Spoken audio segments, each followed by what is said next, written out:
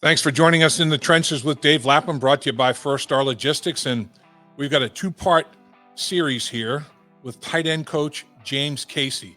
Part one that you're going to be enjoying right now is the football life of James Casey. Not just the football life, but his entire life and the adversity that he had to deal with in the early stages of his life. And it's almost mind-bogglingly incomprehensible. James Casey is a special human being.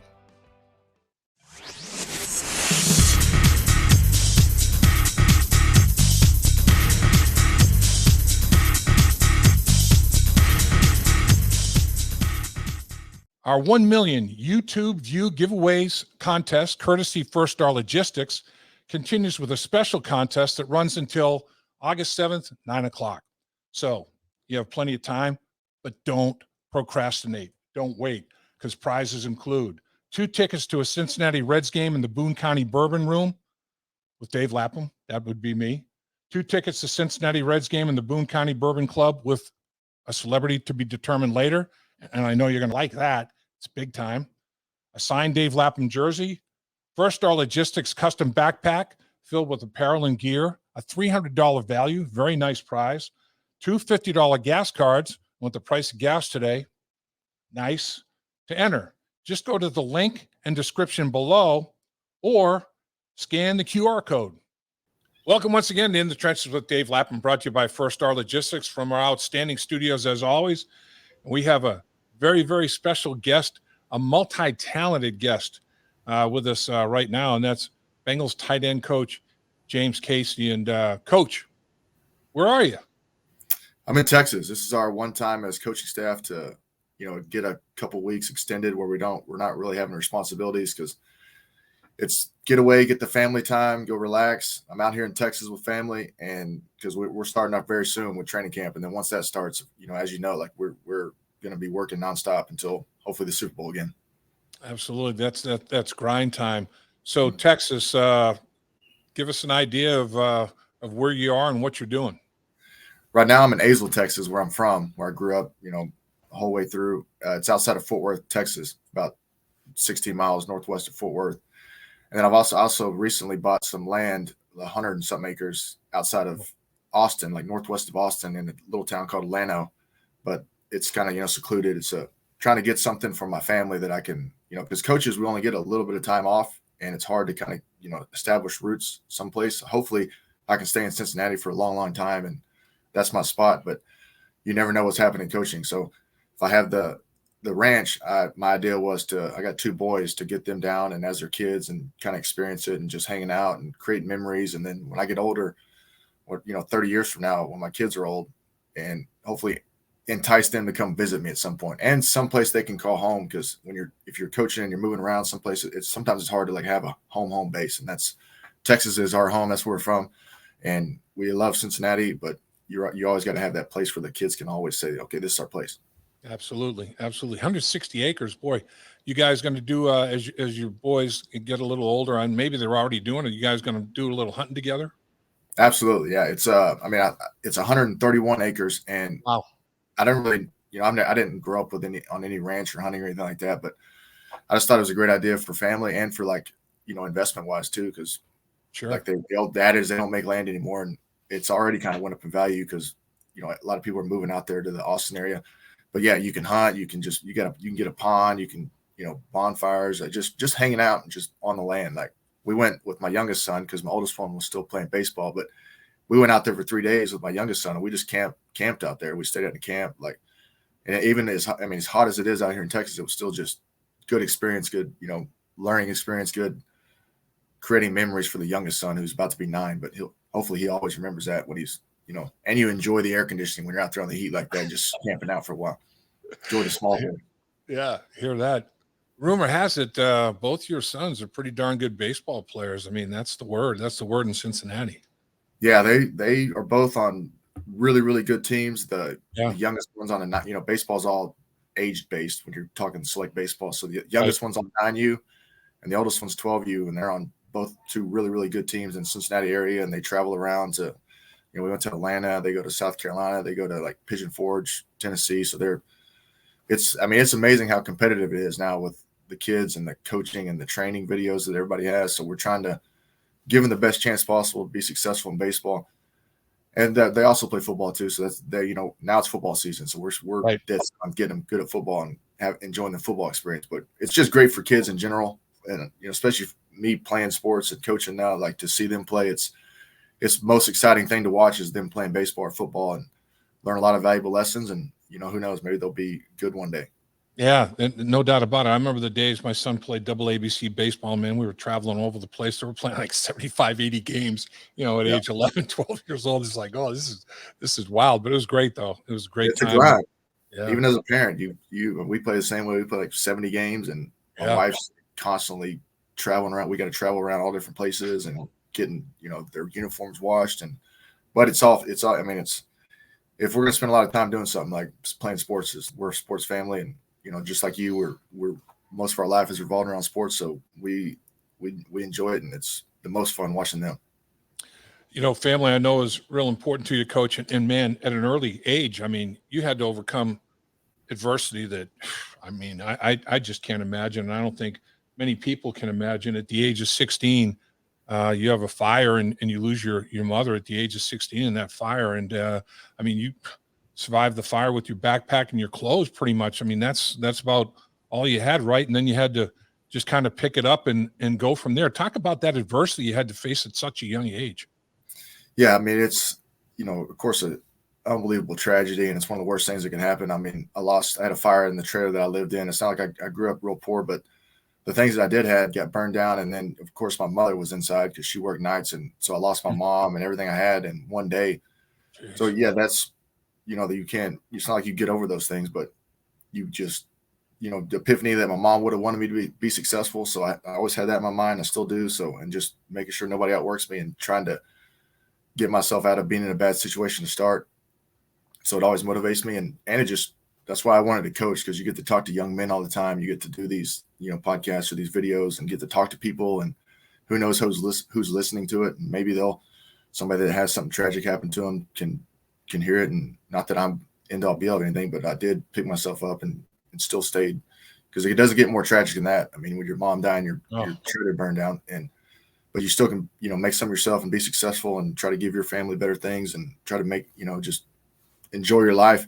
And as tough as it was, it's still, try to find ways, even the hardest things, to make yourself better and improve yourself. And so I'm always trying to do it. And when I'm talking to my tight ends or talking to kids about football stuff, it's the same way. It's like, it's not where you're at right now. It's where you're going to be at with the consistency and the mindset and the attitude. Like everybody says, the attitude and the effort is the most important thing. No doubt, no question about it. Well, I mean, you're a heck of a story, heck of a success story, and I'm sure you're the first to admit that, as the old saying goes, it takes a village, and you probably had that village, supporting you and surrounding you. But your high school career was outstanding. I mean, multiple sport athlete, and you get drafted in, I think I saw the 7th round by the Chicago White Sox, and you were like a 95-mile-an-hour bring the heat guy as a pitcher coming out of high school. And that's what you did professionally.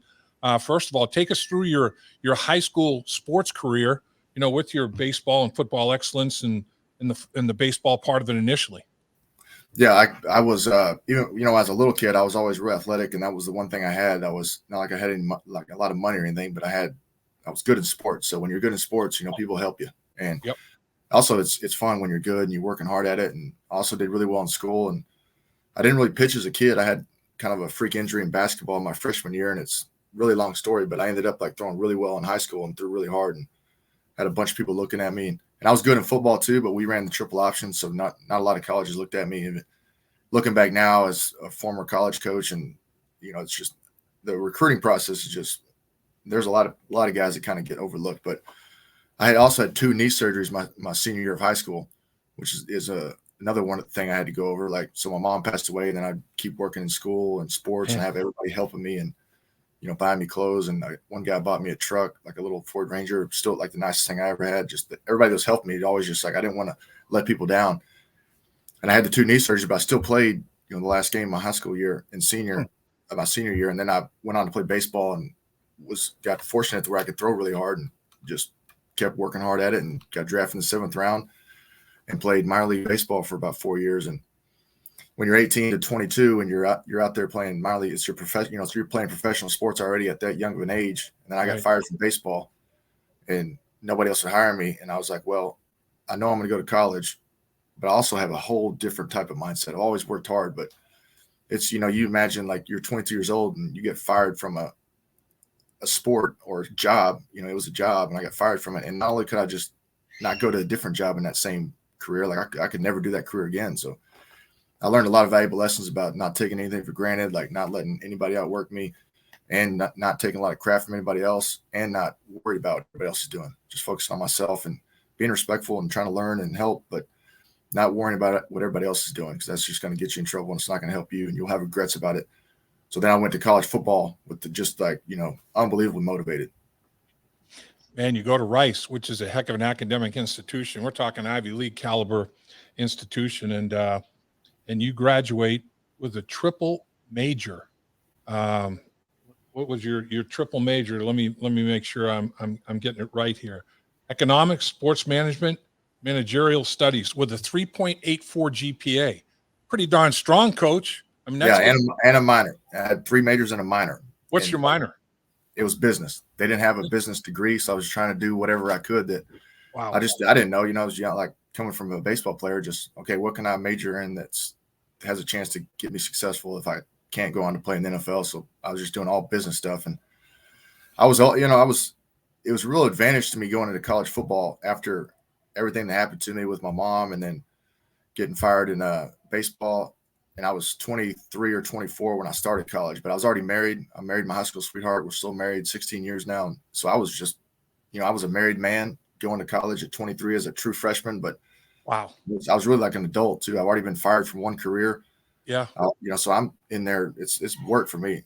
I'm going to school, but I'm doing everything I can to be the best possible football player I could be to hopefully have a chance at the NFL, even though that was a complete long shot because I haven't played in like 5 years and I wasn't recruited in high school. And just, I knew the school was going to be tough because I hadn't went to school for 5 years before I went there. But I was just, that's all I did.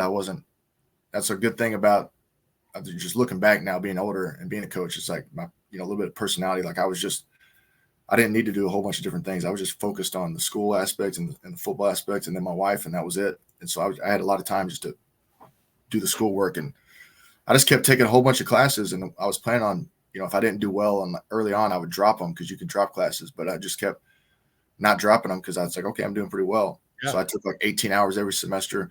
And I took 9 hours every summer, and I graduated in 6 semesters just because I was just so focused on it. And man, I just kept adding majors. So I was like, why not? If I can do it, if it's possible, just keep doing it. Coach, that's strong, man. You talk about focus and discipline and dedication and all that. I mean, you are a walking example of all that good stuff. That's incredible. And how about your game against Southern Mississippi, where you played 7 different positions, both offense and defense, in that same game, including the quarterback position? Take us through that game. What was that game like, where you were playing here, there, and everywhere? So beware. It's another one that now that I'm older and I've played in the NFL and coached in the NFL and kind of have a much different perspective. Like looking back on that, playing in college and playing offense and defense and all these positions, I got way more appreciation just for myself, like of how hard that was to do, like that, and just how I was not afraid of anything. I wasn't shying away from any competition. I wasn't scared to go be the punt returner. I wasn't afraid to go play defense and go play quarterback, which you're not supposed to do, right? You don't ever see a guy in the same game playing quarterback and playing defensive end, but I did that in a Wednesday night game. I didn't think anything of it. I was just like trying to win and do whatever I could and just being really confident. And I was very fortunate that the coaches, gave me a lot of opportunities being at Rice. We were a really good team, but it's not like you're at like Florida or Texas or Ohio State where you just got so many really good players. So I was afforded some opportunities to do more than maybe I would have if I'd have went to a bigger school, if I'd have got fortunate enough to somehow get signed to a big school. So you get drafted by the Houston Texans, and tight end and fullback. You play a little bit of each for the Texans. Take us through the early stages of your career. It was difficult, of course, as you know, playing the NFL. It was because when I was at Rice, I was drafted as a tight end because I knew that was going to be my best position, or have an opportunity, fullback, tight end, special teams. But I really didn't play tight end in college much at all. I was a receiver, running back, quarterback. Like they were getting me the ball, and I was running routes. I was like, I had 111 catches my sophomore year. Like they were just throwing me the ball all the time. So I wasn't like blocking all the time. That's crazy. So I go into the NFL thinking, I'm going to catch 100 passes in the NFL, but I was a 5th round pick, and they drafted a 4th round tight end ahead of me in the same team in Houston. And there's a whole bunch of tight ends drafted ahead of me. And I just knew that, after the first couple of days of practice, like, hey, they didn't throw me the ball one time. I'm like, they're not throwing me the ball. So I got to learn how to block, learn how to play fullback, even though I've never done that, learn how to play special teams, and just grinding as much as I could just to make myself valuable in whatever way possible. And knowing that, after a little bit of time, knowing that special teams was going to be my chance to like make the team as a 5th round pick. And as there's a bunch of good tight ends ahead of me. So I just focused on special teams, and I sucked at first, but I just kept working and understanding it. And like day one, I was like, I got to get my grip strength stronger. I got to get strong hands. So I just worked on my hands as much as possible to get strong hands, and was able to make the team. And then, now I've played 7 years, which is, nobody's probably ever heard of me, which is, there's a lot of players like that play a long time, that work hard, study, like make themselves valuable. We got a lot of guys on Cincinnati that are like that they're not Jamar Chase, they're not Joe Mixon, they're not Joe Burrow, but there's a lot of guys that just work really hard and are very valuable in certain aspects that most people that aren't fans of the Bengals probably wouldn't even know about. Yeah, I mean, there's no question about it. You're absolutely right. I mean, position versatility is a huge asset, and you understand that now. On the other side of it, from a coaching perspective, and talk about that transition when you were done playing, and you did play for Houston, you played for Philadelphia, you played for Denver. Like you said, you got 7 years of pro experience as a player. And did you know right away you wanted to get into the coaching side of it, or did you want to try to dabble in business where your studies took you at the collegiate level? I was always thinking about it because I just common sense wise, I knew it was going to be hard to play in the NFL for a long time. And even if best case scenario, I played 10 whatever years, I was going to be 30 something years old and need a job to make money to provide for my family, just common sense. So I'm always talking to my players about that. My tight ends, like, you need to be thinking about what you're going to do after football, because once you're done playing football, like really nobody cares anymore. You got to find something else. You can't just be tied to a football player. That's not your identity. That's what you play right now, but you're going to have a long life to do other things. So the whole time I was playing, I was always thinking about it every day. I was thinking about football, then I was thinking, okay, what am I going to do afterwards? And I just started thinking about everything that I was kind of interested in and that were possible. So I started off like really thinking about what makes the most money, and because I like read books on like investment banking. I read books on the oil and gas industry. I read books about like law and law school. So I thought about going to law school. Then I had a phase where I was thinking about politics. So I did an internship in the Houston mayor's office for like Really? a whole summer one time as a player, just trying to see what it was. And that was the best thing, because I realized like, nope, I don't want to do that. I don't want to do that right now. Like, it's not my deal.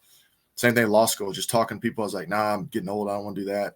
And I mean, long story short, I thought about a whole bunch of things, but I didn't just think about them. I read books on them. I talked to people. Mm-hmm. I did internships. I did shadowing things in the off season or when I was available football wise. Because I knew as a player, they're going to be real open to kind of let me come in and hang out. But when I'm done playing, they're not going to care, because then it's like I need a job, and they want to hire the best possible person that's going to help them. So if they don't know me, it's not going to be an advantage. So after about year 4, I was like, I knew I loved football, and I was like, I'm always thinking about football. Even as a player, I'm going to sleep thinking about it. I'm waking up really early. I'm studying film. I know I love football. I love the strategy behind it too. And I can also make a big impact with people, because I can talk to a bunch of people, especially if I'm in college or high school or whatever. And so I said, okay, I want to coach football. So after year 4, I started just calling everybody I knew that ever coached me, or any coach that I potentially knew, and said, hey, just letting you know I want to coach. If there's ever an opportunity for me to come hang out and just kind of see what it's about. And really what I was doing was just trying to get in front of them so they can see me, and they know I'm not some, pro football players got a bad perception sometimes of what kind of people we are, like prima donnas and not working hard and thinking we know everything. But not everybody's like that. And so I just wanted to show them I wasn't like that. So I went to Ohio State for a week because I knew the offensive coordinator. It was Tom Herman at the time. I went to Texas Tech when Kingsbury was the head coach, just kind of got in contact with him and just hung out. Because once I figured out I wanted to coach, I started getting in there and like meeting people. And then when I got done playing after year 7, I got fired by Denver before the 5th game because I was old and just couldn't run. And that was the year they won a Super Bowl, so that sucked. But I still got paid, luckily, all the way through the playoffs. That was the best thing. There you go. So I called everybody and said, hey, I'm done. I got fired. Nobody else is hiring me. I'm not even getting tryouts anymore. I did a bunch of like tryouts and nobody hired me. My knees were all jacked up. So I called all the people that I went and visited and said, hey, I want to coach. If there's ever an opportunity or opening and you think I'd be good, give me a call. So I got on at University of Houston that next year. So right away, I went straight into it. Like I didn't get any like retirement downtime or anything like that. I went straight into it because I knew like that was my personality. I needed to be doing something. I don't need to be sitting around like just hoping. So I already had the plan though. I knew what I wanted to do. I just needed the opportunity. And I got in on the University of Houston was really like my first opportunity to come in, and I made $22,000 the first year just being a QC, quality control coach or whatever, just helping whatever way I could and showing them I'll clean the ice chest, I'll clean off the board, I'll go get the other coaches beef jerky, whatever they need. I'm not a prima donna, I'll do anything. And then I worked there for 3 years, became a special teams coordinator and tight end coach, kind of elevated myself up just by working hard. And then, I got really fortunate to get on with Cincinnati with Zach Taylor coming in and hiring me as a tight ends coach. That's awesome. Your story it resonates so well with me. I mean, Paul Brown was my first head coach, and he would always tell us, like you were saying, when you're done playing, man, you're going to be, early 30s, probably worst case scenario. You got a lot of life left. You have a lot of work left, and you have to figure out what your life's work's going to be. So I recommend every off season you find an off season job. I did, and like you said, eliminated vocations. Tried this, not really liking that. Try this, try that. And at least you can kind of hone in and pinpoint, your vocation. And it's funny when Paul waived guys, when he terminated guys, on the final cutdowns, he'd say, young man, I'm just giving you the opportunity to start your life's work a little sooner than you thought. You had a great opportunity here. Not many people get this opportunity. Now you get to your life's work. And that made a big impact. I mean, you're a great example of following through on that type of mindset. So at First Star Logistics, we're a very strict company that really puts the pressure on our employees.